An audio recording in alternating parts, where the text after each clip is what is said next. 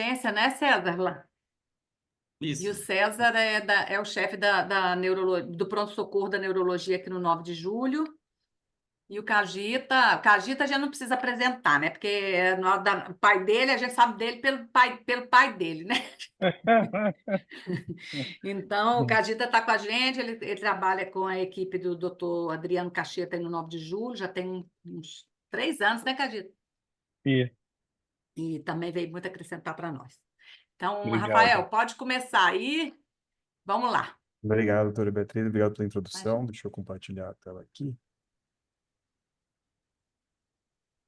Tá aparecendo para vocês? Tá. Tá, perfeito. Então, eu sou, como a doutora Beatriz introduziu, eu sou o Rafael Rossi, da equipe dela, da retaguarda da cardiologia aqui do 9 de julho. Também sou assistente no ambulatório de coronariopatias lá do Dante e do pronto-socorro da Santa Casa. Hoje a ideia é fazer uma atualização em relação ao FOP e à discussão justamente de fechamento nos mais variados cenários clínicos. Então, eu separei essa apresentação aqui entre uma introdução inicial de epidemiologia e embriologia, as principais repercussões clínicas, as investigações complementares e o tratamento final, que depois o Dr. Kajita vai falar mais especificamente das próteses, principalmente, né? Então, a gente tem que lembrar que o FOP ele ocorre quando a gente tem a ausência da fusão entre o septo primum e o septo segundo na lâmina da fossa oval, né? Então, quando a gente tem essa estrutura em forma de túnel, que a gente está vendo em 2D, mas ela tridimensionalizada, parece um túnel, e parece que quanto maior a relação com eventos de fenômeno de embolia paradoxal. A gente, diferentemente do fenômeno de CIA, aqui o maior problema não é a comunicação, a equalização de pressões entre câmaras de maior pressão e menor pressão, e por isso a gente não tem um hiperfluxo para as câmaras direita e não tem remodelamento dessas câmaras. A maior preocupação é a passagem de sangue venoso para o leito arterial, com substâncias que deveriam ser pertinentes somente ao leito venoso, ou micro, ou propriamente trombos propriamente formados, tá? Ele ocorre em cerca de 20 a 25% da população geral, então durante a nossa circulação fetal, a gente tem uma resistência pulmonar bastante aumentada porque a gente não respira ainda, então nossos pulmões são colapsados e a gente precisa de artifícios e alguns mecanismos para que o sangue placentário oxigenado saia do nosso leito venoso, passe para o leito arterial e com isso ele leve a oxigenação aos nossos órgãos e tecidos, né? Então, o forame oval ser patente durante o período fetal é um desses mecanismos. Em cerca de 75% das pessoas ele se fecha ao nascimento e a grande maioria das pessoas em que ele ainda é patente após o nascimento, elas são assintomáticas e são um dado bastante importante, porque geralmente eles são somente achados de zero. Tá? A primeira associação, então, entre o FOP e eventos de sistema nervoso central isquêmicos foi descrita por Cohen lá em 1877, em uma mulher jovem que parece ser um dos principais fenótipos aí desse tipo de associação. Uma década, mais de 100 anos depois, lá em 1992, a gente tem uma série de casos publicados por Brood e colaboradores que tentou fazer justamente o fechamento percutâneo e teve sucesso em 36 pacientes que eram portadores de embolia paradoxal. Os resultados desses exames não conseguiram ser, desse fechamento, não conseguiu ser reprodutível à escala mundial e até a prótese utilizada também não era ideal na época. Por isso a gente ficou com um gap aí de umas 2 décadas sem resultados muito favoráveis em relação a isso, até a década de 2010, mais ou menos, em que existiram RCTs importantes que homogeneizaram mais o nosso conhecimento, principalmente em relação à embolia paradoxal. Então, falando um pouquinho das manifestações clínicas, a gente tem que lembrar sempre que a maioria dos pacientes é justamente assintomático, e para encerrar o papo sobre os pacientes assintomáticos, a gente tem justamente um guideline da Sociedade Americana de Angiografia Cardiovascular e Intervencionista, lá de 2022, que demonstra para a gente que pacientes que fazer a oclusão percutânea de maneira profilática em pacientes assintomáticos, que só tenham fatores de risco como um aneurisma do septo interatrial, pacientes portadores de trombofilia, é uma prática clínica que não deve ser incentivada e que não faz sentido. Então, em pacientes assintomáticos, a ideia aqui é justamente somente observar, porque eles justamente costumam evoluir muito bem. A manifestação clínica mais importante, de maior interesse, principalmente aqui da aula, é justamente a embolia paradoxal, que a gente tem que lembrar que é quando os trombos advindos da circulação venosa, eles atravessam para a circulação sistêmica arterial e atingem prioritariamente o sistema nervoso central, que é onde eles vão gerar sintomas e justamente o AVC isquêmico, que é o que a gente teme bastante nessa população. Como um sintoma mais secundário, a gente tem uma correlação entre episódios enxaquecosos e a recorrência de FOP, principalmente em pacientes portadores de enxaqueca com aura, e aí a fisiopatologia envolvida é principalmente a passagem ou de microtrombos ou de substâncias vasoativas que possam piorar e aumentar a frequência dessas crises. Como sintomas bem mais terciários e quaternários, até a gente pode falar, tem a síndrome de desaturação, que é a platipneia ortodeoxa, que ela ocorre justamente quando o paciente vai para a ortostase, ele incorre com dispneia e desaturação. Quanto mais frequente e maior a desaturação desses episódios, pior a qualidade de vida desse doente, e por isso é bastante importante discutir nessa população que é bem restrita, é um sintoma bastante raro, mas que é possível a gente discutir se faz sentido ou não fechar o FOP nesse cenário clínico, porque justamente quando a gente tem a elevação da pressão nas câmaras direitas, isso pode imputar em uma piora de qualidade de vida importante e uma queda da saturação basal desses pacientes também bastante importante. Então, apesar de raro, é um sintoma clínico bastante exuberante. E por último, a síndrome de descompressão, que pode ocorrer quando a gente tem variação em mergulhadores, uma variação rápida da pressão, e isso pode ocorrer com a formação de microbolhas e bolhas propriamente ditas na circulação, principalmente venosa. E se o paciente possui FOP, essa embolia gasosa pode atravessar para o leito arterial e atingir os órgãos e sistemas, onde pode causar necrose, isquemia e inflamação. Isso piora e potencializa ainda mais esses sintomas, mas é um sintoma mais quaternário aí que não vai ser o foco da aula de hoje. Então, falando mais da embolia paradoxal, que é justamente o sintoma mais exuberante que a gente discute, aproximadamente 25% dos AVCs isquêmicos são criptogênicos. O que isso quer dizer? Que o infarto cerebral presente, ele foi confirmado e não é atribuível a um processo de aterosclerose de grandes vasos, ou doença de pequenos vasos, fenômenos embólicos ou doenças hematológicas. Ou seja, a gente investigou esse doente, não chegou a nenhuma conclusão da causa atribuível ao fenômeno isquêmico, e aí a gente acaba denominando ele como criptogênico. Dentre os pacientes jovens que possuem AVC criptogênico, o FOP está presente em 40% a 50%, comparativamente à população de idade habitual para fenômenos de AVC, essa ocorrência é de 15% a 25%, o que parece demonstrar uma associação importante, principalmente na população mais jovem, que incorre com esses dois eventos simultâneos, né? E a gente tem que lembrar sempre que pacientes jovens que têm o FOP, eles continuam com o risco de novos eventos se a gente não tomar uma conduta mais assertiva em relação a isso. Então, quando a gente faz o diagnóstico de um AVC criptogênico e a gente tem o achado do FOP, a nossa ideia é tentar classificar ele de maneira com calculadora clínica e uma calculadora ecocardiográfica, para que a gente tente estabelecer e atribuir a associação entre possivelmente esses dois eventos, tanto com a calculadora clínica, tanto com a calculadora com os achados anatômicos através do ecocardiograma.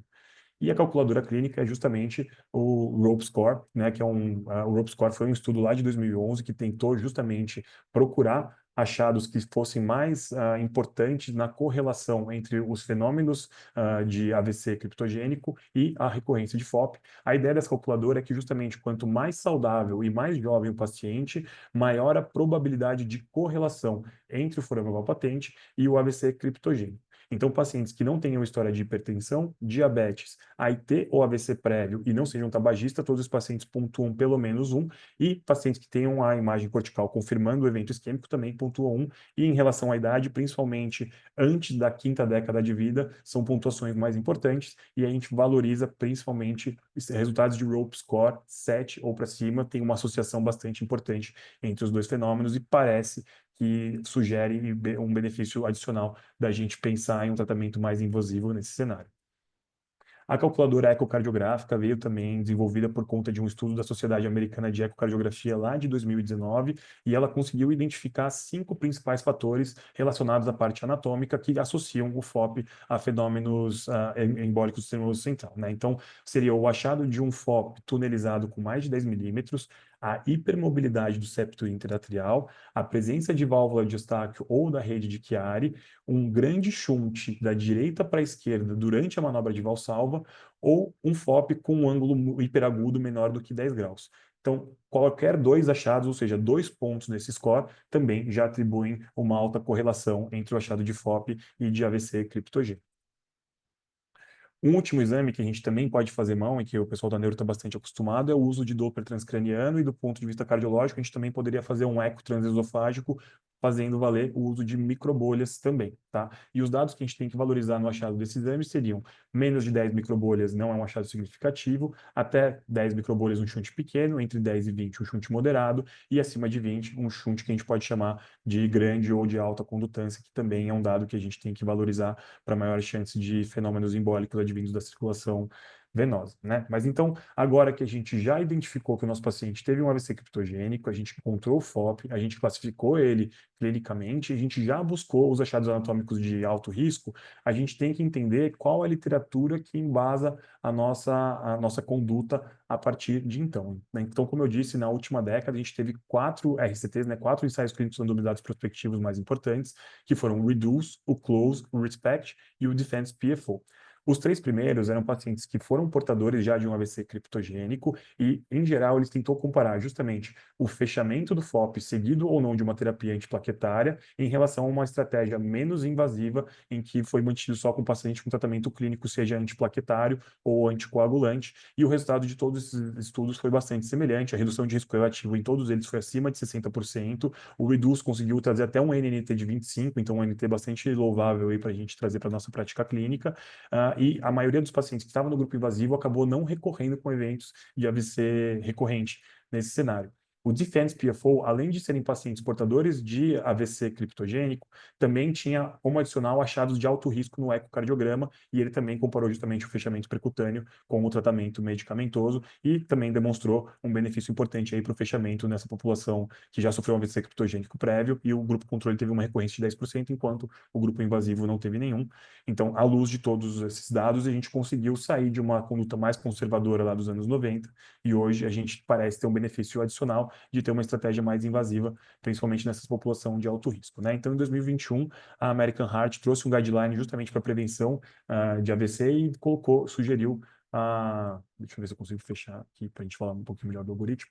Sugeriu esse algoritmo diagnóstico e de manejo desses pacientes para que a gente faça uma investigação mais bem elucidativa e esgote as alternativas clínicas para que, então, a gente passe a pensar nos benefícios adicionais de a gente tentar uma estratégia mais invasiva nesses doentes. Opa, aqui.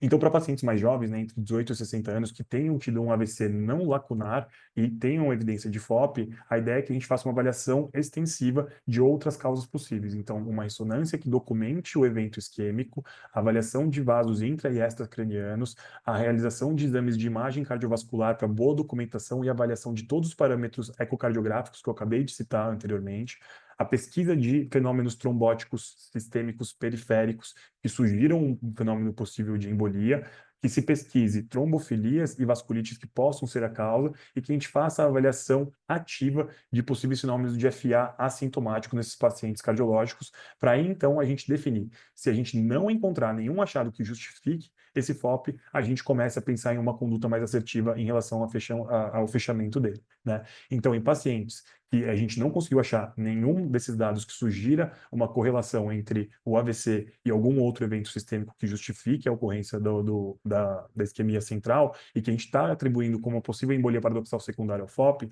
a gente deve avaliar a presença de aneurisma do septo interatrial e a presença de um grande shunt direita-esquerda, que pode ser a avaliação de alta condutância pelo ecotransesofágico com microbolhas ou Doppler transcraniano.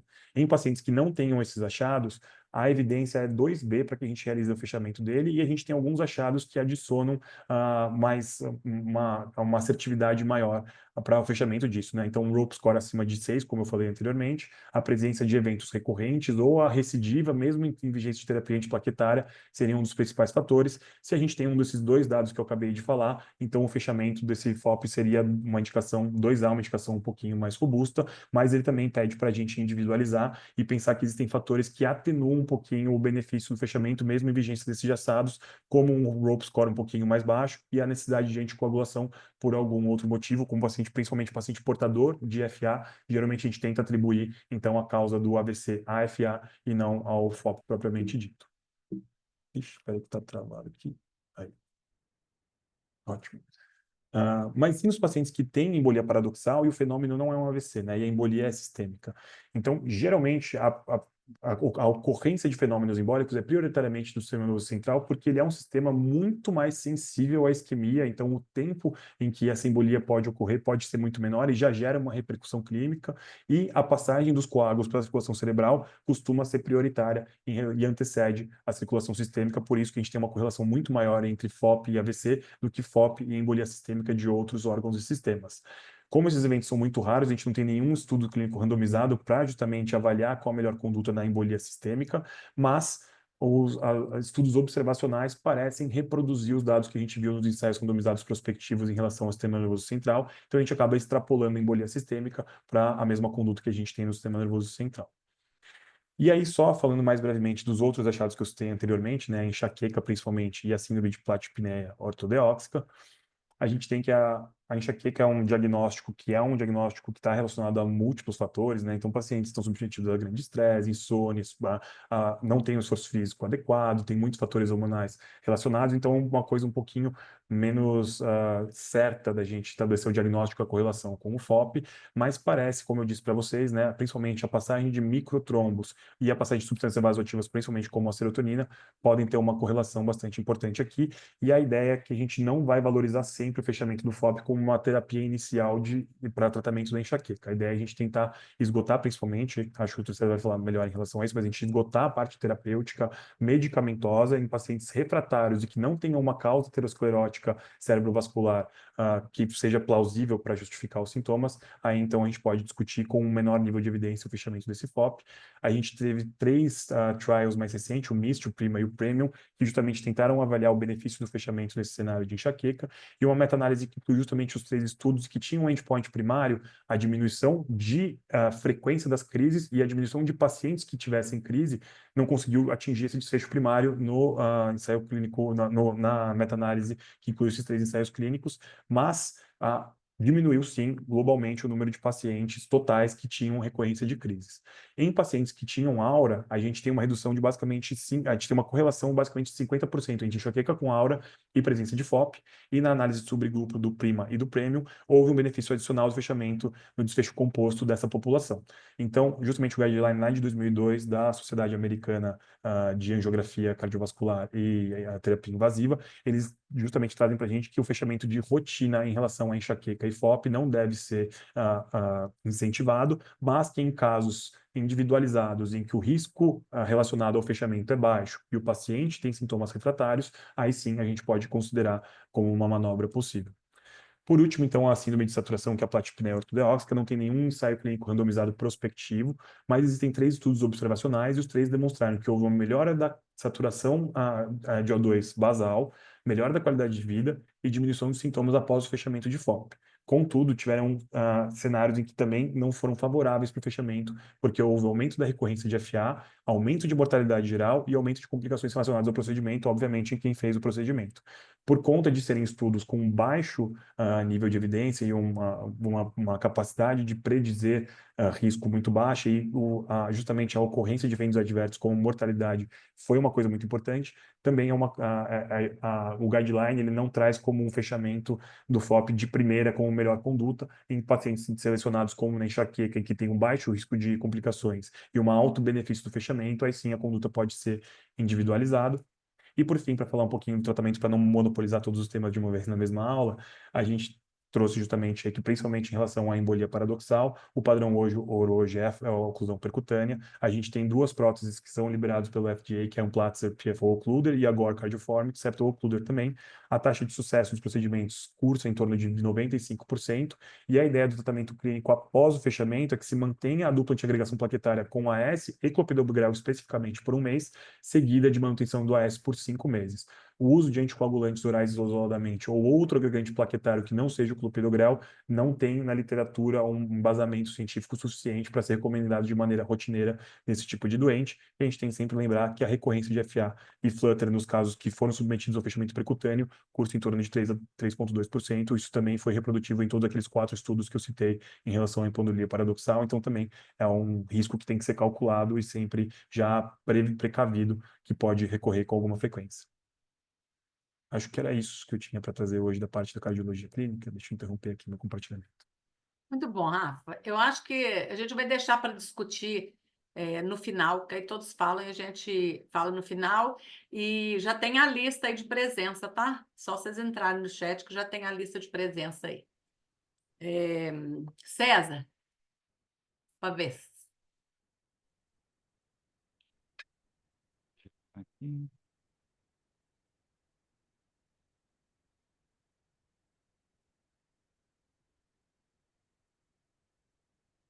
Bom, estão vendo? Sim. Vamos lá, Vamos. gente. Agradeço muito o convite, né? É um tema que me é muito caro.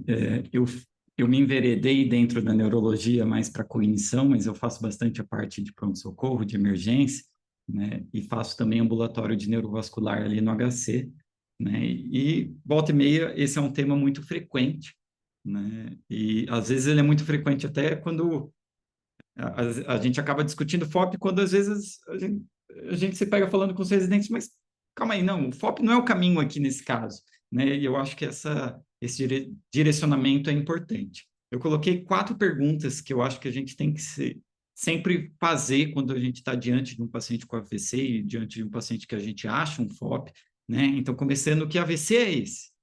O FOP pode ser culpado, ou seja, ele pode causar esse tipo de AVC? O FOP, ele parece ser o culpado neste AVC. E, por último, se há um benefício na sua oclusão.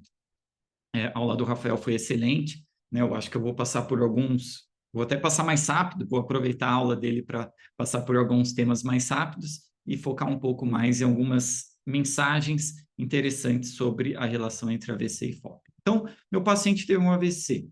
O que o FOP tem a ver com isso? Começando a falar eu trouxe 2 casos reais do ambulatório ali do HC, uma mulher jovem com dificuldade de fala e paresia do membro superior direito, de início súbito durante o trabalho. Então, o neurologista já adora quando as coisas batem, né? Uma paciente jovem tem afasia e tem paresia do membro superior direito. Opa, bateu. Hemisfério esquerdo, geralmente cursa com afasia, é um hemisfério dominante para a nossa linguagem, e a paresia do membro superior, né, contralateral ao lado onde você imagina a lesão. Não foi submetida a trombólise ou trombectomia, infelizmente, uma paciente jovem, né? Lembrando que hoje a gente está estendendo cada vez mais as nossas janelas de tratamento endovascular para o AVC, e isso é o que a gente não gostaria de ver, uma paciente jovem indo para craniectomia, como essa paciente foi. No entanto, ela vai fazer a investigação do porquê desse AVC numa paciente tão jovem. No eco-TT já aparece a presença das microbolhas, né, na câmara esquerda sugestiva de forama valpatente, e no eco-TE a gente vê um septo atrial aneurismático com separação das lâminas, né, formando um túnel. O fluxo tinha um fluxo transeptal discreto ou seja, um forame oval patente com moderada quantidade de passagem de microbolhas, né? Inclusive de forma espontânea, você não precisou de valsalva para fazer esse fluxo da direita para a esquerda, né? E você se pergunta, o que fazer com essa paciente, essa mulher jovem, né, com um quadro, um FOP desse, que foi investigada, eu não coloquei toda a investigação dela, mas ela foi extensamente investigada, né, e a gente chegou nesse FOP com características de alto risco. E essa outra paciente, uma paciente de 27 anos, dificuldade de fala de duração rápida. Ela ficou com dificuldade de entender o significado de algumas palavras e dificuldade de achar as palavras corretas para falar. Isso, até que prova em contrário, é uma afasia, certo? E durou 10 minutos. Então, essa paciente, gente, na maioria dos contextos dos cenários e de hospital, principalmente, né, hospital onde não tem neurologista no pronto-socorro, onde não tem serviço especializado, essa paciente vai ser liberada e vai falar, isso é ansiedade, isso é PT, isso é transtornos, né? E não, essa paciente, ela era enfermeira, né? Ela ficou desconfiada, os colegas no trabalho ficaram desconfiados, ela fez a ressonância, né, e viu que tinha um AVC bem pequenininho, né, um AVC cortical, pequeno, de características que te fala assim, isso parece embólico. E no eco-TE a gente vê o forame oval patente do tipo túnel, né, com presença precoce em grande quantidade das microbolhas, né, e de maneira espontânea, ou seja, um FOP de alto risco. O que a gente vai fazer com essa mulher jovem que tem toda uma vida pela frente, que teve essa embolização para o sistema nervoso central e tem esse FOP de alta condutância? Então, começando com a primeira pergunta, que AVC é esse? Lembrando do mecanismo de classificação do AVC, que é simples, gente, são 3, assim, O pessoal sempre me falam que a neurologia é uma área difícil, é uma área não sei o quê, é uma área, né, que tem muita essa neurofobia, mas a gente nem se compara com outros sistemas de classificação da hematologia, da onco, né, que tem aquelas monte de letras. Aqui a gente está falando de 3, então você só precisa pensar em 3 principais jeitos, mecanismos de um AVC se formar. O mecanismo lacunar, que é o mecanismo de pequenos vasos, que o mecanismo é a lipohialinólise de pequenos vasos, ou seja, vasos, ramos penetrantes, perfurantes, ramos profundos, certo? Do nosso sistema encefálico e do tronco, né? Então, pensar em lacunar, quando a gente está falando de síndromes lacunares, de AVCs pequenos e profundos, AVCs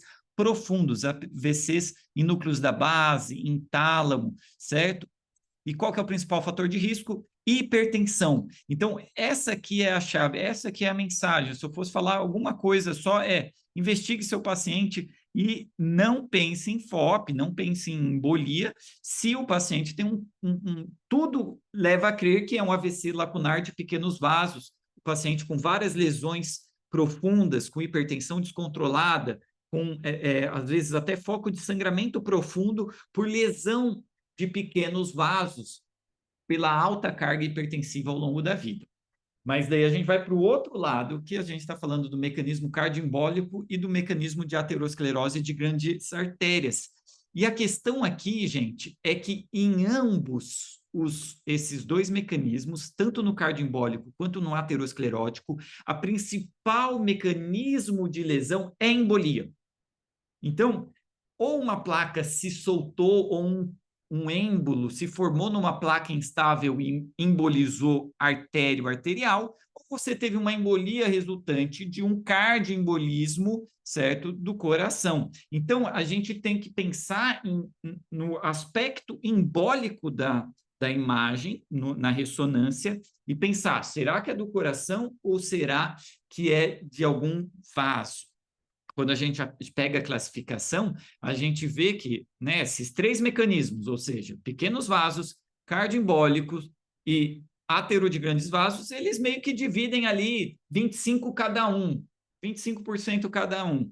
E os criptogênicos ficando também com 25%, 30%, isso vai depender muito da faixa etária. Quando a gente vai para uma faixa etária mais jovem, né, uma faixa etária mais jovem, o criptogênico, ele aumenta, você aumenta a sua classificação do criptogênico. A primeira mensagem é de que existem diferentes tipos de AVC, então o AVC tem nome e sobrenome, é um AVC isquêmico lacunar, é um AVC isquêmico cardioembólico, é um AVC isquêmico átero, é um AVC isquêmico criptogênico.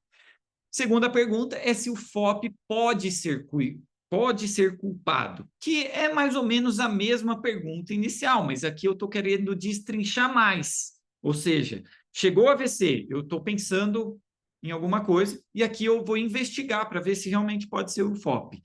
Primeira coisa que eu frisei bastante é ser não lacunar, então eu trouxe ressonâncias, todas elas mostrando AVCs de aspecto embólico, cortical, várias focos de embolização corticais, vários focos de embolização pequenos, um foco de embolização cortical, outro mais foco medial também cortical, 2 focos no mesmo hemisfério, né? Foco posterior e foco anterior no cérebro, um foco bilateral, ou seja, embolizou, chuveirou o cérebro, né, para o córtex bilateral, isso é muito embólico. Você ter esse aspecto cortical, ou até no cerebelo, aqui um aspecto mais na superfície do cerebelo mais cortical. Então, tudo isso me sugere um mecanismo não lacunar, tudo isso me sugere um aspecto embólico. E daí o ESUS, geralmente, a classificação, antes da gente falar assim, foi o ESUS, foi o FOP, desculpa, antes da gente falar que foi o FOP, geralmente a gente fala que é um ESUS, ou seja, é um AVC que parece embólico, mas que tem até o momento uma origem indeterminada. E daí a gente vai ver se é ou não o FOP o culpado. Para isso, eu tenho que excluir uma átero em grandes artérias, eu tenho que excluir forte cardioembólica de alto risco. Então, antes de eu pensar no FOP, vamos fazer um eletro, vamos fazer um Holter, vamos fazer uma monitorização.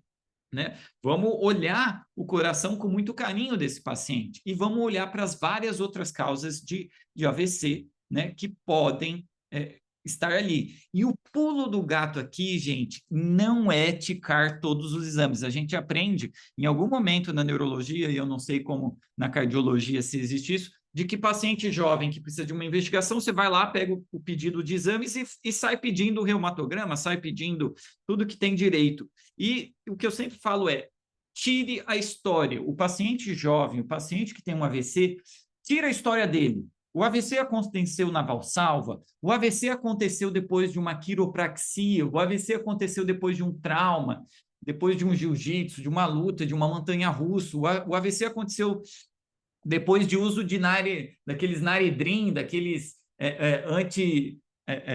aqueles vasoconstritores nasais. O AVC aconteceu como? Porque a anamnese é importante. Então, às vezes, eu vou ver paciente, né, discutir paciente, e você vai ver, ele tem milhares de exames, mas ninguém perguntou para o paciente realmente o que ele estava fazendo, né? O que ele fez antes de ter o AVC? Teve dor de cabeça ou não? Usa alguma droga ou não usa, né? Enfim. Aqui, falando um pouco dos exames, né? Não vou me delongar nisso.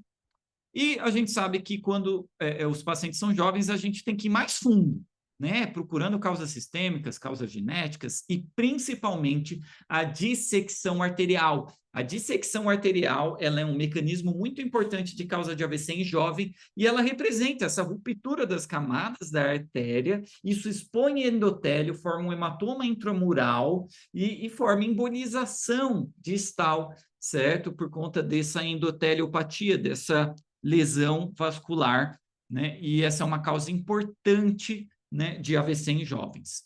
Aqui só um esquema mostrando que é muito longe, a gente pode ir muito, muito longe na investigação de AVC em jovens, mas em geral a gente para por aqui.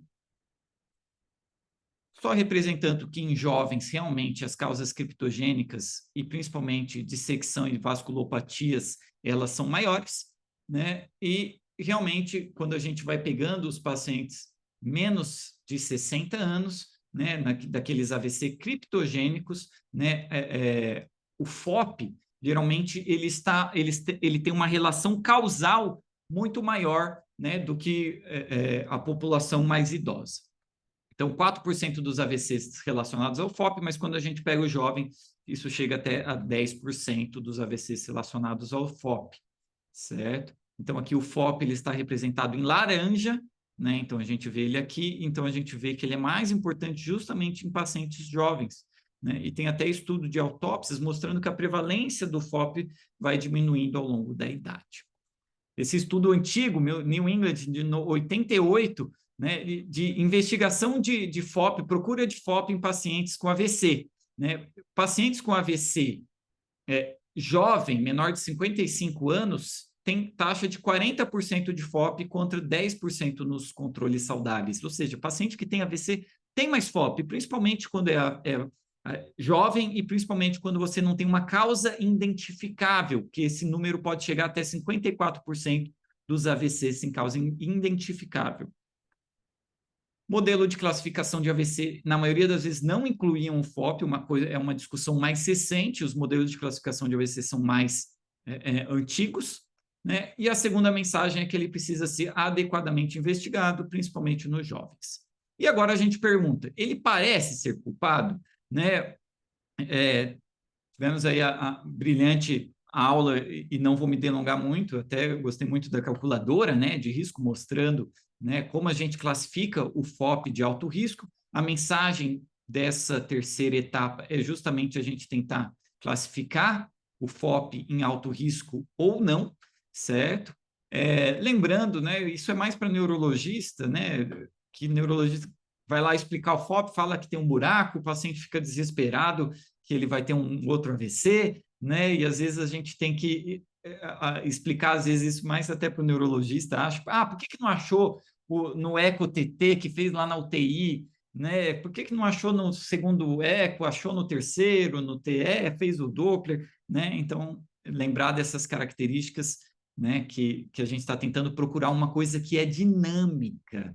Às vezes a gente tem que eu explico para o residente, olha, não é que está lá, assim, você vai lá ver, está uma coisa dinâmica, é um diagnóstico que envolve até uma expertise de quem está fazendo ali o exame na hora e tudo mais, porque o FOP é uma coisa dinâmica, né? Então, isso é importante. O HOP Score, o score, né? Então, sempre lembrar ou seja, quanto menos fator de risco o paciente tem, mais esse FOP, né, está ligado, né, em relação ao AVC. E a classificação de Pascal, certo? Uma proposta de classificação em que ela vai juntar o HOPE Score e características de alta condutância do meu FOP. Eu vou juntar o HOPE Score, certo? Junto com características do FOP que me sugerem uma alta condutância, e daí eu vou lançar. Olha, pelo Pascal, esse paciente é um paciente definitivo, é um paciente provável, altamente provável. Então, o paciente que tem lá um FOP com um trombo lá e tem um HOPE Score, né, alto, ele fica aqui definitivo. O paciente que tem embolia paradoxal com evidência de TEP, TVP e tem o AVC e um HOPE Score alto, ele é altamente provável, né, de ter essa relação, né? Só lembrando, então, disso aqui, que eu acho bem interessante, porque o que? A gente quer que não é todo FOP que realmente causa o AVC, a gente tem que ir atrás dos FOPs de alto risco. E por último, rapidamente, né, o FOP deve ser fechado ou não, né? Então, começando, a gente tem uma linha do tempo aí, começando com o closure, né? Eu trouxe todos fui um pouco seletista aí, trazendo estudos só publicados no New England, mas é interessante ver isso, né? Essa linha de publicação no New England de FOP, né? Começando com o closure, que pegou pacientes de 18 a 60 com AVC criptogênicos, um dispositivo mais antigo, essa é a crítica do estudo, e ele não conseguiu demonstrar benefício significativo da intervenção, do fechamento do FOP, na redução do desfecho primário, na redução de AVC recorrente, né? Então, qual que era a questão? Muitos dos pacientes que tinham AVC recorrente, esse AVC recorrente não era relacionado ao FOP, ou seja, eles erraram na hora de classificar esse doente, não investigaram esse paciente muito bem, eles randomizaram pacientes que tinham muito fator de risco cardiovascular.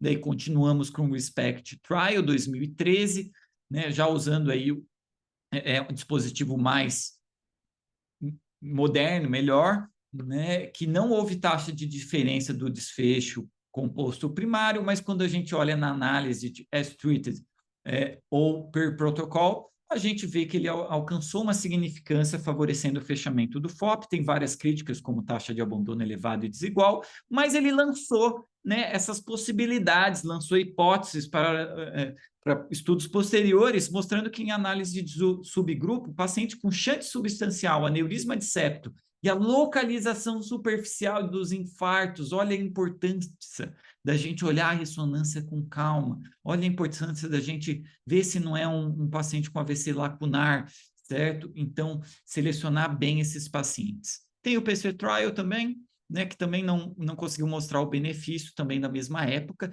e daí a gente vem para um outro momento, né, dessa evidência em 2017, né, com o CLOSE, uma média de 5 anos, ou seja, se acompanhou por mais tempo, né, porque a gente está falando de um AVC que ele é tempo dependente, paciente jovem, e selecionou paciente com septo atrial, né, e grande shunt interatrial, e daí sim a gente conseguiu mostrar o benefício da intervenção do fechamento do FOP sobre a antiagregação com significância estatística, um NNT de 20, uma redução de risco absoluta de 5 em 5 anos, um NNT de 20, aí um NNT bom, né? E o que chama atenção? O que é verde? O que é bom desse estudo? Ele padronizou a investigação do AVC, ele selecionou FOP de alto risco e ele tirou pacientes com alto risco cardiovascular, ele pegou aqueles pacientes realmente que tinham HOPE, né? Que tinham baixo risco cardiovascular, né? E aqui eu fui no suplemento lá do artigo e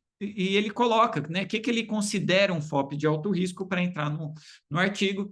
O REDUCE também mostrando né? Aí um NNT um pouco maior, mas mostrando também o benefício do fechamento do FOP. Depois o Respect to Tile teve um follow-up, né? E ele, em análise de subgrupo, a gente vê justamente, né, aquilo que eu já falei, né, da topografia e etc., do AVC. O guidelines da ARRA, né, já foi falado na aula do Rafael, né, trazendo aí a evidência. É interessante que antes dessas recomendações, ele traz uma evidência 1A. E se eu não me engano, a evidência 1A é discuta o FOP em equipe.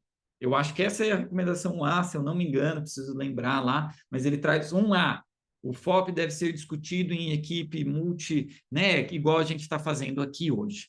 E por último, eu perguntei para o Open Evidence, né? Quem não conhece é um chat GPT que seleciona artigo, que seleciona referências científicas e em que situações a gente deveria fechar, né? E ele traz bem legal o AVC criptogênico, achar o alto risco, selecionar pacientes, né, com menos de 60 anos, fazer uma discussão multidisciplinar, né, considerar a questão do risco de fibrilação atrial e etc. Achei só interessante dessa discussão. É isso. Excelente, César. Excelente, César. Obrigada. Cagito, vamos lá. Vamos lá.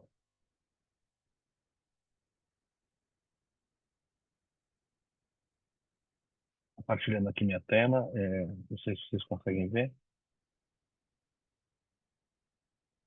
Está em modo apresentação? Tá sim. Ok.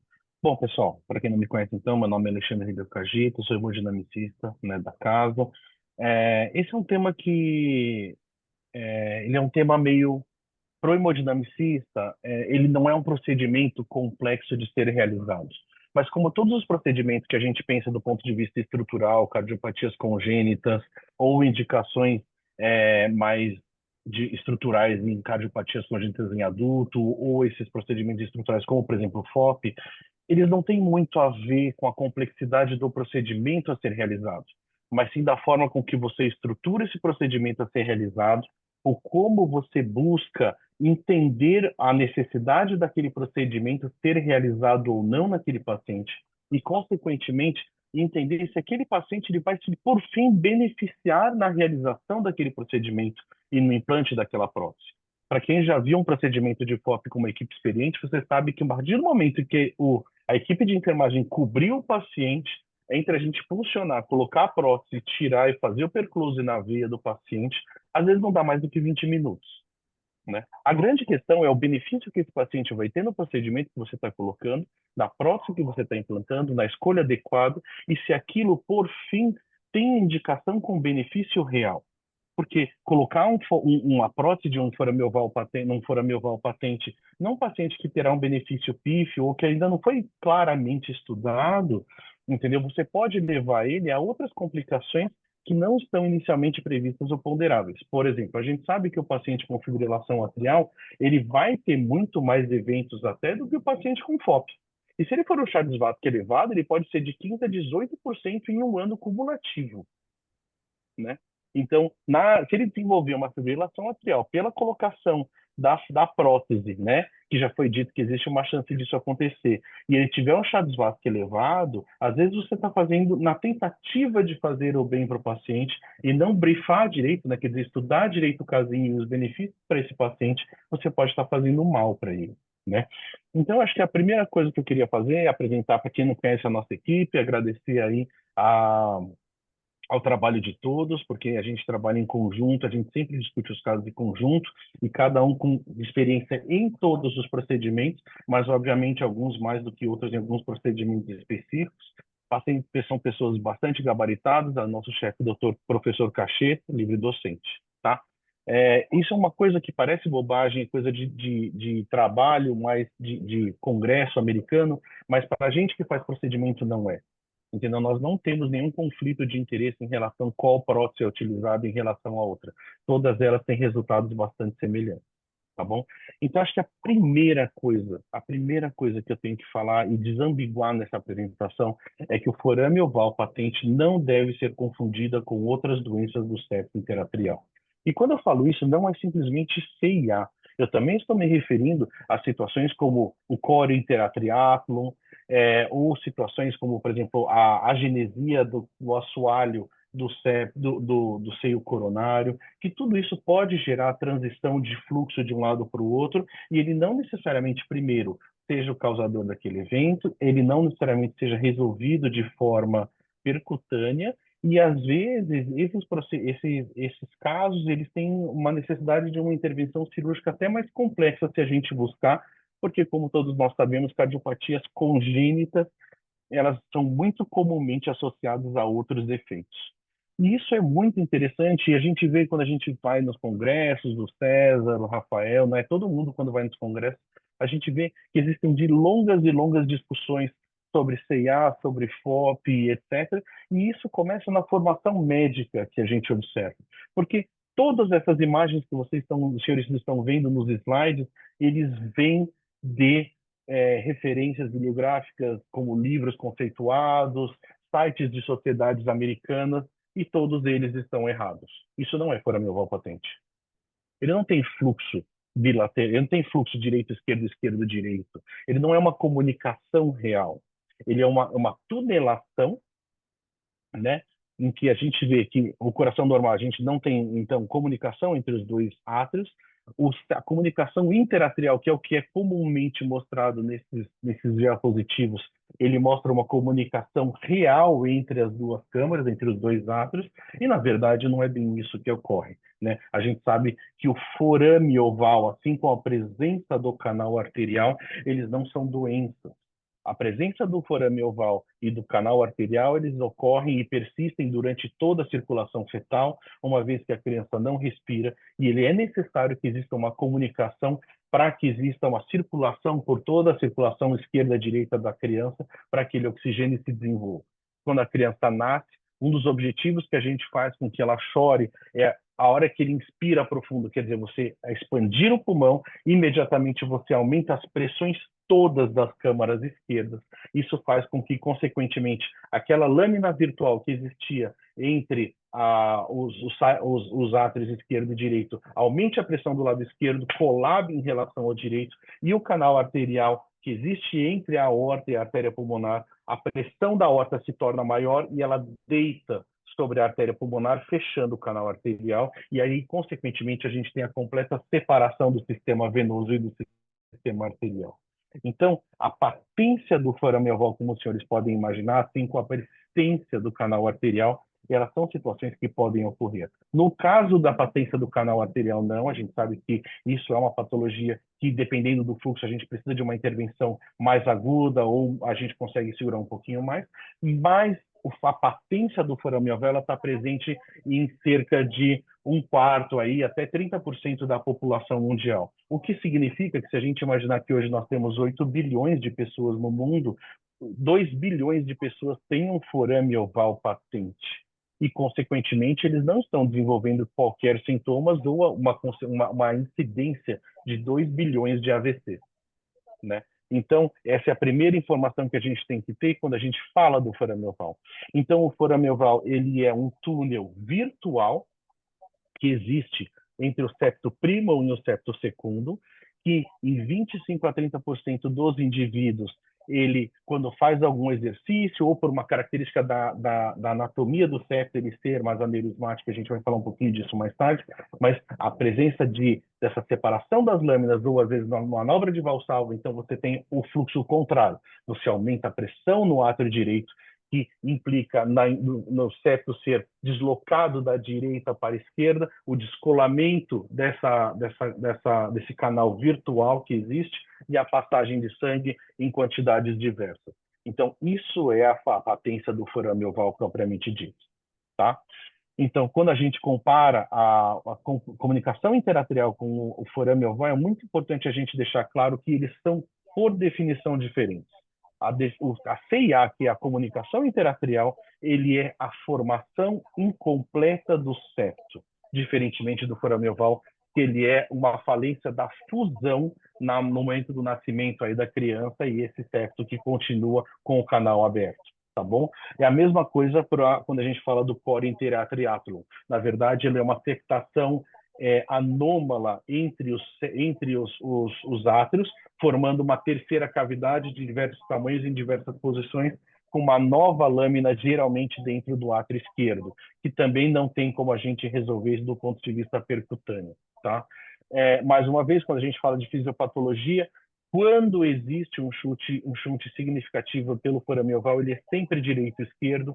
Infelizmente, às vezes a gente vê sendo reportado em exames ecocardiográficos como tendo algum chute esquerdo-direito. Isso, por definição, não tem como ser um FOP. Ele pode ser que ele seja o que a gente chama de FOP stretch, ou seja, você tem um septo aneurismático, um átrio crescido, e aquelas duas lâminas elas começam a se deslocar até uma hora que ela faz uma abertura. Mas aí, por definição, não é mais um FOP, e sim uma comunicação interatrial, que pode ter chute esquerdo-direito, ou direito-esquerdo, ou chute bilateral, entendeu? Sendo que o predomínio no início da doença sempre é um chute esquerdo-direito, tá bom? As repercussões, como a gente já disse, do FOP, eles não trazem grandes repercussões clínicas, o paciente não vai... É muito comum esse tipo de pergunta dos pacientes, ele não vai ter nenhum evento arrítmico relacionado ao FOP, entendeu? Além da embolização paradoxal. O que pode acontecer, por exemplo, na CIA, pelo aumento do crescimento dos átrios, inversão de chute, dilatação de câmaras direitas, dispneia, arritmias, embolização, outros embolismos paradoxais aí para o lado direito, e inclusive desenvolvimento de hipertensão pulmonar por alto fluxo. O tratamento, então, do forame oval patente, ele está indicado se o paciente ele tem algum evento documentado, diferente da comunicação interatrial, no qual qualquer situação em que nós observarmos sintomas ou com a presença de de uma comunicação atrial com um fluxo maior do que 50% esquerdo-direito, ou associação com alguma hipertensão pulmonar não fixa, ou seja, que você consegue reverter, e sobrecarga de câmaras esquerdas, você tem indicação de fechamento, tá? Então, esse daqui é um diapositivo que foi publicado num paper do Mohamed no JACC em 2018. Ele é um diapositivo muito, muito bom, mas eu gosto de simplificar ele. Então, o que a gente tem que saber do ponto de vista prático quando a gente fecha, somado todas as evidências, um FOP? São pacientes com menos de 60 anos, com um FOP, com uma história de um AVC, como o César falou brilhantemente, com uma imagem, com neuroimagem que você veja que não é lacunar, que ele tem uma característica cardioembólica, não necessariamente está associado com aterotrombose, porque também não é a mesma doença, entendeu? E que você tem a presença de um FOP documentada pelo ecocardiograma, tá bom? Você pode usar de outros métodos para tentar quantificar a condutividade, as características ecocardiográficas, e basicamente a ideia que a gente tem que ter é o seguinte: quando nós falamos que nós queremos atribuir a um FOP, né, o evento que o paciente teve, a gente tem que ter a ideia do seguinte: o FOP como um evento, como causador de um evento isquêmico cerebral nesses pacientes, ele é um diagnóstico por definição de exclusão, entendeu? Você tem que excluir outras doenças que você sabe que podem dar eventos isquêmicos cerebrais nesse paciente, tá? Então, o que nós sabemos baseado nos estudos clínicos randomizados, né? Nós sabemos que existem alguns gaps ainda na literatura que não nos ajudam na maior parte dos casos, tá? Quando a gente imagina as doenças cardiovasculares de uma forma geral, seja doença aterosclerótica pensando em estenose de coronária, ou se não, para tratamento do próprio FOP, a distribuição geralmente é gaussiana, né? Quando o paciente é muito, muito novo, um paciente jovem sem comorbidades, como o César mostrou naquele exemplo, a gente vai ter dúvida que aquele caso é um caso realmente que o FOP é atribuível. Assim como um paciente muito grande idoso, com doença aterosclerótica, carotídea, hipertenso, com AVCs lacunares, a probabilidade do FOP ser imputável nesse caso, ele é menor, né? Diferentemente, o problema, e aí é que caem esses estudos todos e o gap na literatura, são aquele meio da curva de Gauss, que é a maior parte dos casos em que a gente tem, que aparecem para a gente de AVC, que são pacientes aí que eles podem ou não ter mais do que 60 anos, eles podem ter algumas comorbidades, e ele vem porque foi encontrado, geralmente por achado de exame, um FOP, né? Então, o que a gente sabe aqui é que no FOP, nos pacientes com 60 anos, não se mostrou aí um benefício real se você, a fechamento de FOP nos pacientes com esses 60 anos comparado com o grupo histórico no estudo Navigate. Nos pacientes com mais de 60 anos, ele pode ser eventualmente benéfico, mas isso também não fica claro na literatura, tá? Uma coisa que ajuda muito quando a gente olha os scores de risco todos é entender que quando a gente olha para o Hope Score ou anatomia de risco ou qualquer coisa, é que no estudo ele vai nos scores ele vai te mostrar o quê? Que um paciente sem história de doenças prévias, tabagismo, AVC prévio, diabetes ou hipertensão, né? E pacientes mais jovens vão ser aqueles que vão pontuar mais. Ou seja, é um paciente em que ele não tem grandes outras explicações para estar fazendo um AVC que não seja o foco, né? Diferente, como vocês podem observar, num paciente que vai ficando, quanto mais velho ele se torna, menor é a pontuação dele, e quanto mais doente ele se torna, também é menor a pontuação dele. Ou seja, a chance de atribuição da doença, da presença do FOP com o AVC criptogênico nesse paciente é menor. Por isso que a gente vê que, então, o Hope Score determina que o ideal é que você tenha maior ou igual a 6 pontos para pensar na possibilidade de associação entre o evento isquêmico cerebral que esse paciente teve e a presença do forame oval patente. Tá? Quando nós falamos, então, do score ecocardiográfico, como já foi falado, existem características ecocardiográficas que nós observamos que provavelmente eles ajudam, eles foram observados como variáveis independentes aí de aumento de chance de eventos. Então, quando nós temos um score ecocardiográfico maior ou igual a 2 pontos, nós temos aí uma especificidade de cerca de 80% puramente no score ecocardiográfico. E que nos leva, por final, mais uma vez, a uma nova curva de Gauss, porque nós observamos que o Pascal, a forma de classificação de Pascal, ele leva em conta os valores do Hope Score, mais as características ecocardiográficas de risco do FOP, para te dizer, ou tentar predizer, se aquele evento que o paciente teve na presença do FOP, ele é improvável, possível ou provável. Mais uma vez, é uma distribuição gaussiana, como a gente pode observar. Nós temos uma linha falando que é improvável, uma linha falando que é provável, e o meio, que é a presença de um Hope Score maior do que 7, mas sem características de risco ecocardiográfico, ou um Hope Score menor do que 6, 7, entendeu? E com a presença de características ecocardiográficas, ele pode dizer para você ficar em cima do muro, dizendo que esse AVC pode ser relacionado ao FOP. O nosso problema, o nosso grande problema na medicina, como eu disse, é a parte dessa meio da curva de Gauss, porque os extremos é fácil determinar isso. O difícil é a gente conseguir definir quais são os pacientes possíveis que podem ou não estar relacionados a esse evento na presença do FOP. Tá?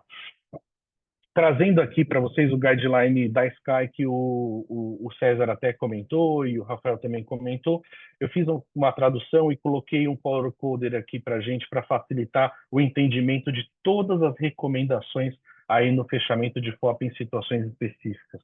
Tá? Então, essa primeira parte da tabela que nós estamos vendo é os pacientes que eles têm a presença de FOP com AVC prévio e uma parte muito, muito importante, como o César ressaltou, que esse evento cerebral que ele teve, esse evento isquêmico, esse insulto cerebral, ele foi associado à presença do FOP. Como vocês podem observar, apenas nessas 3 primeiras linhas nós estamos falando que existe uma recomendação com uma situação forte de benefício para esse paciente. Ou seja, são pacientes, como eu disse, menores do que 60 anos e que tiveram FOP, um Hope Score maior ou igual a 6, né, nesses pacientes, ou uma anatomia de risco com um FOP, aí, com um Hope Score maior do que 6. Esses são os que estão claramente determinados como benefício e como associação. Tá? O problema é que todas as outras situações, fora isso, são situações em que, em amarelo, eles sugerem a possibilidade, e o guideline americano é muito, muito em cima do muro nisso, como geralmente eles são diferentes dos europeus, no qual ele fala que independente do que for, nessas situações de sugestão de possibilidade condicional de fechamento do FOP, deve ser discutida caso a caso e também compartilhada a responsabilidade com o paciente. E ainda escrevem na última linha em letras miúdas de que se você tiver um paciente que estiver de acordo com a incerteza e a baixa evidência para fechamento, mas que mostre-se com vontade de fechamento, você teria a indicação de fechar. O que, obviamente, não é o que nós fazemos no Brasil e na Europa, mas é o que está no guideline aí americano da escola, tá? Outra coisa que é muito importante entender é a relação dos pacientes que fazem um AVC isquêmico e fibrilação atrial. Nós sabemos que isso é muito, muito frequente. Inclusive, estudos atuais falam que mesmo pacientes sem diagnóstico fechado de fibrilação atrial, quando fizeram um Looper ou eventualmente foi observado em algum outro exame, 30% desses pacientes que não eram diagnosticados com FA, na verdade, eles tinham algum grau de paradoxismo de FA, então eles eram fibriladores crônicos, independente da presença do FOP ou não, tá? Uma outra coisa que também fica muito difícil, e por ausência de evidência mesmo, não existe resposta, tá? Mas sugere contra, é um paciente que teve ele tem um FOP, e descobriu um FOP recentemente, ele teve um AVC baseado num tempo prolongado há muito tempo atrás. Para isso também não existe uma resposta clara, tá?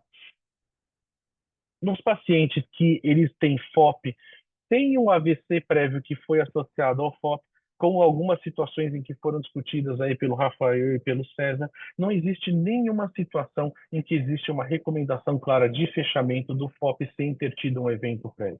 Existem alguns casos que sugerem o fechamento em situações específicas, ou seja, aquela avaliação velha e clássica do caso a caso, da medicina baseada em evidência, mais direcionada ao caso específico que o paciente apresenta. E uma coisa que também não fica clara e não existe uma recomendação clara em literatura, inclusive existem meta-análises sobre isso que também não são conclusivas. É claro, eles sempre vão falar para você no abstract que aquele regime de antiagregação plaquetária mostrou uma curva de tendência de ser melhor do que o outro. Só que isso estatisticamente não existe. O que existe é a evidência, e a evidência é saber se o intervalo de confiança e se o P relacionado àquela intervenção que você está se propondo a fazer com o paciente, ele se mostra real ou não. Então, tendência é negatividade, certo? Certo. Então, o que a gente tem, que nós fazemos é realmente aquilo, é um mês de DAPT seguido por 5 meses de AS. Não existe nenhuma evidência de fazer mais do que um mês de DAPT para os pacientes. E é importante a gente lembrar que essas próteses elas têm uma tendência de fazer a endotelização dessas próteses de 1 a 3 meses, tá bom? Então, o paciente eles têm um risco de trombose pós-procedimento relacionados à presença da prótese, sim. É baixo, sim, mas existe, tá bom? Não é negligenciável, tá bom? Quando a gente fala, assim, é uma coisa muito interessante da gente falar com relação à colocação das próteses nesses pacientes, é que existem algumas características que, independente do que a gente observa pelo ecocardiograma, elas também têm as características intraprocedimento. Então, o que nós sabemos, e senhores olharem aqui no diapositivo à esquerda, é o quê? É que a tendência da prótese sempre é deslocar a lâmina do FOP para o centro e, consequentemente, a prótese ficar centralizada em relação ao septo interatrial e, consequentemente, aonde essa prótese vai se colocar baseado em qual das duas lâminas, se é o septo primo ou o septo secundum, é mais espessa para sustentar o posicionamento daquela prótese uma vez que ela for liberada. E algumas coisas são muito importantes, por exemplo, o comprimento desse túnel, né? Outra coisa é saber se esse túnel ele é aneurismático e hipermóvel, ou se ele é só aneurismático, ou se aquela parte do septo ele tem um espessamento lipomatoso, né? Ou se é uma mistura dos dois, que é uma situação em que você tem parte do septo que ele é lipomatoso, geralmente não está na borda óssea, geralmente ele está na outra borda, está na borda mais posterior, e a parte toda do septo no meio ele é aneurismático. Por que que eu falo isso? Porque a gente pode ver que a maior parte dos casos ele vai ser um septo normal, em que a gente vai ter um ponto de ancoragem bom, e o túnel vai ter em torno de 10, o que está ok, né? Que é o que ele até sugere aqui, uma prótese 25, 18, puro detalhismo, mas que não se aplica necessariamente para a prática do procedimento. Mas o mais importante é entender que em 75% dos casos, tá bom, se a gente somar até o lipomatoso, que às vezes dá também, vai dar 85% dos casos, nós vamos conseguir fechar o FOP dos senhores, uma vez que os senhores indicarem, sem nenhum problema. Mas, como tudo na medicina, existe aqueles 20, 15, 5% em que a gente pode não ter necessariamente um ponto de ancoragem o suficiente e que, ao fato desse septo ser aneurismático, você acabe com a prótese locada na posição, mas ancorada dentro do septo daquele paciente, mas lembrando que aquele septo é hipermóvel e a prótese pode eventualmente ficar basculando ali dentro. E na ideia de colocar uma prótese maior para cobrir, então, todo o septo interatrial desse paciente, um septo desproporcionalmente grande em relação ao septo, você pode ter erosão tanto na parede aórtica, que é menor probabilidade, mas no assoalho e no teto do átrio esquerdo. E isso, consequentemente, pode ser um problema, como os senhores podem imaginar. Tá?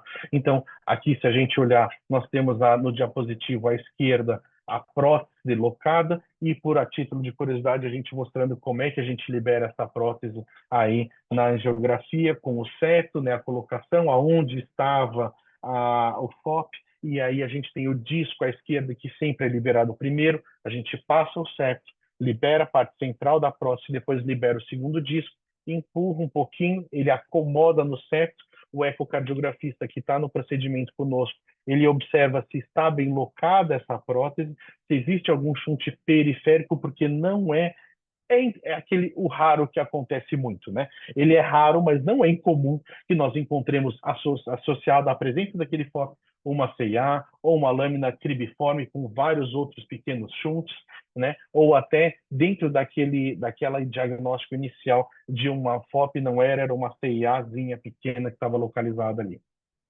Tá? Uma coisa interessante é que, assim, como tudo na medicina, nós sabemos que os pacientes mais jovens são aqueles que têm maior benefício. Ou seja, um paciente mais jovem, com menos de 30 anos, o fechamento do FOP dele provavelmente vai evitar recorrência de eventos e vai ser mais benéfico do que num paciente mais idoso, de 60 anos, ou até aquele caso borderline que foi discutido e foi fechado num paciente um pouquinho mais velho, né? Em que o paciente mais velho, a chance, o benefício na recorrência do AVC daquele paciente com o fechamento do FOP, ele acaba sendo muito mais achatado o benefício comparável com a manutenção de uma terapia antitrombótica naquele paciente que já tem indicação de tomar a medicação, do que no paciente jovem que não teria nenhuma indicação de permanecer anticoagulado por causa do evento, ou por causa eventualmente do FOP, ou qualquer indicação que seja, e a hora que você põe a prótese, você tira tanto a redução de um novo evento para aquele paciente, como as complicações correlatas ao fato dele ter que tomar uma terapia anticoagulante, tá bom? Por fim, aí vem o nosso último slide, né? Aquela coisa de, não, mas não terminou ainda. Terminou, agora vai terminar. E eu acho que essa é a boa receita do bolo. Então, o que mais a gente faz? Tá bom, o paciente veio, foi diagnosticado, bem indicado, fechamos percutaneamente com ele, com a prótese, com o FOP, e o que nós devemos fazer depois? Nós temos que discutir, então, o regime aí, qual é a terapia que nós vamos fazer de dupla antiagregação plaquetária e a necessidade ou não dele tomar anticoagulantes orais. Não pode esquecer sempre de que, a partir do momento que nós colocamos uma prótese dentro do paciente, é necessário que nós façamos a profilaxia, antibiótico profilaxia interprocedimento e após 24 horas, e lembrar de deixar uma receitinha para ele que ele tem que tomar durante um tempo de 6 meses, se ele precisar de qualquer natureza de alguma intervenção cruenta ou tratamento de canal, tomar uma dose aí de 2 gramas de amoxicilina ou ou se ele tiver alergia, a gente pode dar claritromicina, enfim, uma outra antibiótico para ele, para que ele tome antes, porque durante esses 10 primeiros meses, principalmente a partir do primeiro ao terceiro mês, ele ainda tem exposição da malha e ele pode fazer aí uma infecção relacionada. tá bom? Orientações gerais, 3 a 5 dias de preservação do membro que foi puncionado, geralmente é o membro inferior direito, e lembrar que atividades físicas estão sugeridas depois de 30 dias. Uma pergunta que apareceu recentemente num dos casos que nós fizemos no grupo foi, mas era um atleta de alta performance ou uma pessoa que faz atividades mais pesadas na academia? Nós não temos resposta para isso, tá bom? O que nós sabemos é que o ideal é que seja 30 dias para atividades físicas, mas atividades de alto impacto e alta performance a gente também não tem resposta, tá? Depois de 30 dias, aí a ideia é que, uma vez que o paciente receba a alta, a gente considera que seria prudente que ele repetisse um Holter em 30 dias e repetir um ecocardiograma também, tá bom? A retorno médico ideal é 7 dias após o procedimento, principalmente com cardiologista clínico ou com neurologista, com o colega que está em avaliação e acompanhamento desse paciente, e 30 dias depois para avaliação de exames, tá bom? Obrigado. Eu gostaria de agradecer aí, em nome do nosso grupo, o convite. Muito obrigado. Excelente, Cagita. Interessante que a diferença dos enfoques de acordo com cada especialidade é uma coisa muito interessante. Alguém tem alguma pergunta? Quando vocês pensam, eu vou falar uma coisa.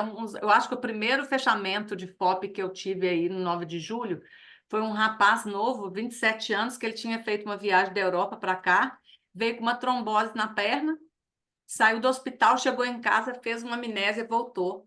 E foi quando a gente descobriu um FOP nele. Foi o primeiro que foi fechado, e demorou, porque o convênio não pagava, essas coisas assim. Mas é um caso que, né, hoje a gente pensa bastante, mas na época, né, a gente não pensou. Só pensamos depois, né? Alguém tem alguma pergunta? Eu ia perguntar, na experiência de vocês, né, como que tem sido essa questão da fibrilação atrial, né? Eu, como neurologista, leio, né, relacionado a isso, mas realmente é algo que eu não vejo muito, né? A gente só faz a parte mais neurológica. Queria saber se é comum a gente ver, ela é paroxística na hora do procedimento, ela vira anticoagula por um mês, por 2 meses, como que... Quando? No fechamento do FOP? Isso, né? Essa questão do fechamento ali poder causar fibrilação atrial, né? Não sei se o Cagita vê isso depois do procedimento e etc. Então, estatisticamente, César, a gente sabe que tem essa chance, né? Não é uma chance elevada, mas acontece. Dos casos que nós vemos, assim, até agora, a estatística não veio regra ainda não. A gente não viu casos que o paciente desenvolveu ou que o colega falou assim, então, o colocamento da prótese, né, desencadeou isso ou não. Mas eu acho que é só uma questão de tempo. Uma coisa que a gente sabe do ponto de vista prático é que, assim, quanto maior a prótese e com maior for a desproporção entre o septo e a prótese que você está colocando, maior vai ser aquele contato e a irritação do tecido, né? E a chance, obviamente, dele fazer fibrilação atrial. Lembrando que ali aonde a gente está colocando, principalmente quando a gente põe uma prótese maior, a gente fica cutucando também perto da origem das veias pulmonares, né? Que é um dos lugares que mais faz fibrilação atrial, né? Então, sim, eu acho que pode acontecer sim, e com relação ao procedimento em si, depende um pouquinho da escolha da prótese. Mas uma vez que a gente sempre guia pelo eco, tudo geralmente são situações muito raras, sabe? Que a gente coloca uma prótese meio over. E geralmente a gente faz isso quando a gente vê que tem o FOP, aí tem uma CIAzinha, ou tem alguns outros furinhos, que aí a gente resolve por cobrir o septo inteiro, entendeu? Aí realmente a probabilidade vai ser maior. Alguém mais? Ó, pelo andar da hora, pessoal, muito obrigada aí. Eu acho que fechou tudo de todos os lados. Eu acho que foram aulas excelentes para a gente. E eu agradeço. E agora nossas reuniões de cardiologia é só em fevereiro do ano que vem. Uma folga para todo mundo aí. Obrigada, viu? Boa noite. Obrigado, foi um prazer. Boa Obrigado. noite. Tchau, tchau. Muito Boa obrigado, noite. boa noite, gente.